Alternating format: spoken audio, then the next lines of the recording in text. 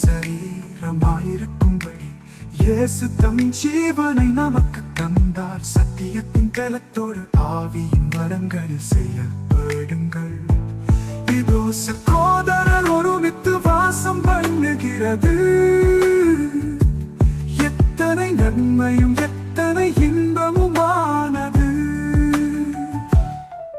நாம் அவருக்கு சீஷராயிருக்கும்படி இயேசு தம் அன்பை நமக்கு தந்தார். சுவிசேஷத்தை அறிவிக்க அவருக்கு சாட்சியாய் நடவுங்கள். இதோ சகோதரர் ஒருமித்து வாசம் பண்ணுகிறது.